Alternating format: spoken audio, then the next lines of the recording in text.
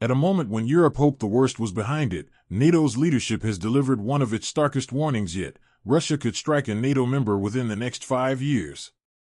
From Moscow's escalating hybrid attacks to China's deepening support for the Kremlin, to North Korean troops suffering thousands of casualties on the battlefield in Ukraine, the geopolitical landscape is shifting faster and more dangerously than many expected. NATO Secretary-General Mark Rutte's recent speeches in Germany and Berlin laid out not only the scale of Russia's military buildup, but also the risks facing Europe if Ukraine falls under Russian occupation. Meanwhile, political tensions surrounding EU peace plan, concerns over Russia's wartime production surge, and Washington's unique leverage over Vladimir Putin paint a complicated picture of the months ahead. This analysis breaks down these developments and what they mean for global security, the transatlantic alliance, and the future of the war in Ukraine. In early December, NATO Secretary-General Mark Rutte delivered one of the most direct warnings the alliance has issued since the end of the Cold War: Russia could attack a NATO member within 5 years. For many policymakers in Europe, this was not simply another political statement. It was a wake-up call grounded in observable trends: Russia's wartime economy, its expanded weapons production, its aggressive intelligence operations, and its track record of masking intentions before major military actions. For older audiences who lived through the Cold War, the tone of Rutte's message may feel familiar. This is a moment when Europe is once again being forced to confront harsh strategic realities. Rutte's remarks in Germany were blunt. He stated that Russia is already intensifying covert operations across Europe, from disinformation to drone incidents near airports and military bases, to cyberattacks aimed at critical infrastructure. He warned that European societies must mentally prepare for a scale of conflict not seen since the generation of their grandparents and great-grandparents. To some, such language may sound dramatic. But if history has taught Europe anything, it is that when Moscow publicly dismisses Western warnings as hysteria, the opposite is often true. Rutte linked his warning to a clear historical precedent. In early 2022, Russian officials repeatedly insisted they had no intention of attacking Ukraine. They labeled Western intelligence assessments as propaganda, right up until 200,000 Russian troops crossed the Ukrainian border. The message was unmistakable: Europe cannot take comfort in Russia's verbal reassurances. President Vladimir Putin's recent statement that Russia does not plan a war with Europe unless Europe wants one echoes the same pattern seen before February 2022.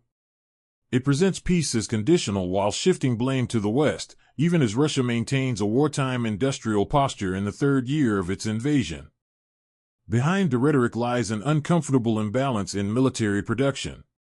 According to the Kiel Institute for the World Economy, Russia now manufactures 150 tanks, 550 infantry fighting vehicles, 120 Lancet drones, and over 50 artillery systems every month, numbers that Western defense industries are not even close to matching. Many NATO countries downsized their weapons factories after the Cold War, assuming that Europe's security environment would remain stable. Today, that assumption has been shattered, and rebuilding production capacity will likely take years, not months. Rutte underscored that this gap directly influences whether Russia might gamble on a future confrontation with NATO. This warning is not only about battlefield capability but also about political will. Rutte pointedly criticized what he described as Europe's dangerous complacency, too many people believing that time is on their side, or that the war is merely a neighboring problem. But geography alone proves otherwise. A Russian victory in Ukraine would shift the Kremlin's military border directly against NATO for an even longer stretch, increasing the pressure on frontline states such as Poland and the Baltic nations.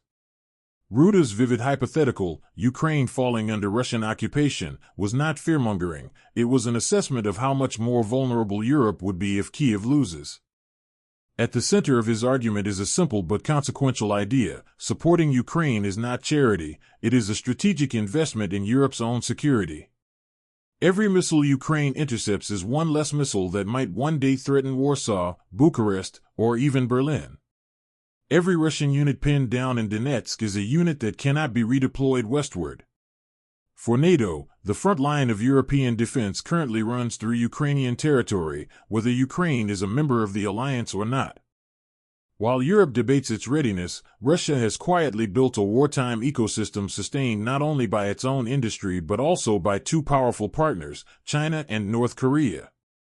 This emerging alignment, sometimes described as a new axis of convenience, has reshaped the strategic map of Eurasia and given Moscow resilience that many Western experts underestimated in 2022. Let's start with North Korea, because its involvement is both unexpected and deeply consequential. According to NATO estimates, up to 13,000 North Korean soldiers have been deployed to Russia's Kursk region, where they perform tasks ranging from mine clearing to drone support and even direct operations aiding Russian attacks on Ukraine's Sumy region. Shockingly, nearly 7,000 have already been killed or wounded, which means almost half the deployed force has become casualties. This is the first time in the post-Cold War era that North Korean troops have participated in offensive operations beyond the Korean peninsula, and it signals a major shift in Pyongyang's military diplomacy. Why would Kim Jong-un send thousands of soldiers halfway across the continent to fight in Russia's war? The answer is straightforward: weapons technology. North Korea is trading manpower, ammunition, and rocket systems in exchange for advanced missile know-how from Russia. Ukrainian officials have already observed improvements in the accuracy of North Korean missiles, a chilling development for South Korea and Japan, which now face a more capable and unpredictable threat. For older audiences who lived through the tensions of the Korean War or the Cold War, this dynamic feels dangerously familiar. Authoritarian states reinforcing each other in ways that directly threaten democratic nations. Meanwhile, North Korea has also become a major ammunition supplier. South Korean intelligence estimates that over 12 million artillery shells have been shipped from North Korea to Russia, an astonishing figure equivalent to several years of production for some NATO countries. Ukrainian battlefield reports indicate that roughly half of Russia's artillery ammunition now originates from North Korean factories.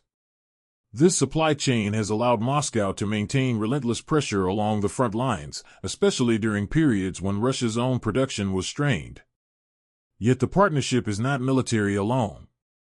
NATO reports that 17,000 North Korean laborers are already working inside Russia, filling labor shortages caused by wartime mobilization. Pyongyang plans to send an additional 20,000 to 30,000 construction workers.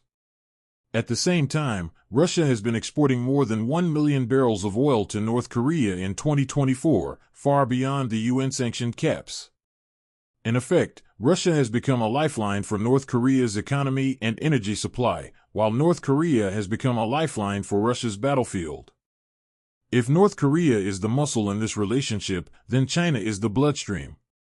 Although Beijing publicly claims neutrality, NATO Secretary General Rutte stated plainly that China has become Russia's lifeline in the war. Without Chinese supplies, machine tools, microelectronics, industrial components, Russia's manufacturing surge of tanks, drones, and missiles would be impossible. In Rutte's words, Russia could not continue this war without China's support. Beijing's strategy is subtle but effective. It avoids directly sending weapons, which would trigger sanctions, but provides the industrial ecosystem Russia needs to sustain its war economy. Chinese companies supply precision technology, navigation systems, dual-use electronics, and raw materials. Some of these components end up in Russia's Lancet drones, cruise missiles, and armored vehicles. As long as this flow continues, Russia can maintain the astonishing production figures highlighted in Part 1, numbers that Western industries will struggle to match. As NATO sounds the loudest alarm in decades and Russia deepens its partnerships with China and North Korea, Europe now stands at a decisive crossroads. The decisions made in the next months, on defense spending, industrial mobilization, diplomatic strategy, and support for Ukraine, will shape the continent's security for a generation. And for the first time since the 1980s, the possibility of a direct conflict involving Russia is no longer theoretical, but a timeline measured in years, not decades. NATO Secretary General Mark Rutte made this clear when he warned that Europe is dangerously complacent. His concern isn't blind fear, it's rooted in structural realities that older audiences may understand better than younger ones. Peace is not guaranteed by hope but by preparedness. Rutte argued that NATO's defense industries must dramatically accelerate production and that European governments must invest at a level matching the seriousness of the threat.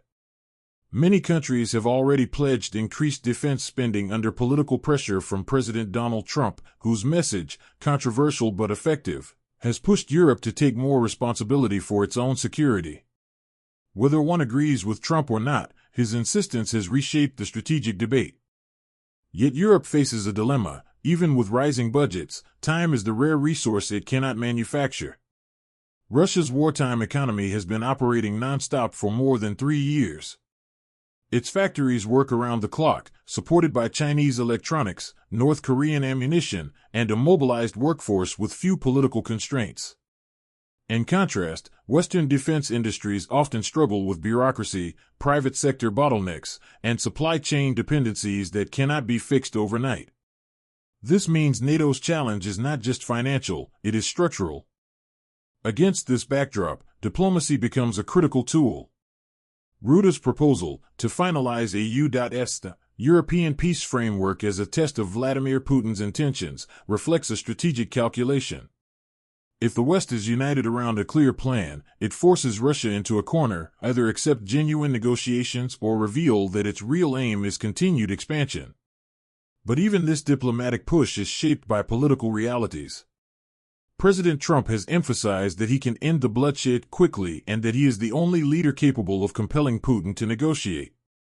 European governments, however, worry that a premature or lopsided agreement, especially one demanding Ukraine surrender territory Russia has not yet occupied, could reward aggression and create a more dangerous future. This tension became visible when Ukraine submitted revised proposals to the United States, rejecting parts of Trump's original 28-point plan for being too favorable to Moscow. Germany's Chancellor Friedrich Merz confirmed that further negotiations with Washington would continue, and that a broader international conference could take place soon. The stakes are high, Europe needs unity, and Ukraine needs a plan that does not undermine its sovereignty. But achieving both at once will not be easy. Beyond diplomacy, another emerging risk is financial and demographic. Rutte warned that if Ukraine were to fall under Russian occupation, NATO's defense burden would skyrocket. Thousands of miles of new border would require fortification, troop deployments, missile defenses, and heavy armor permanently stationed along the frontier. For aging European societies already struggling with pension costs and worker shortages, this new military obligation could reshape domestic politics and strain national budgets. In other words, helping Ukraine now is cheaper and safer than defending against a victorious Russia later. Meanwhile, Russia's cooperation with North Korea and China means the conflict is no longer confined to Europe. If North Korean troops gain combat experience and new technologies, the threat to South Korea and Japan increases. If China continues strengthening Russia's military production capacity, its leverage over Europe also grows. The war in Ukraine is not an isolated crisis, it is a pressure point for the balance of power across all of Eurasia.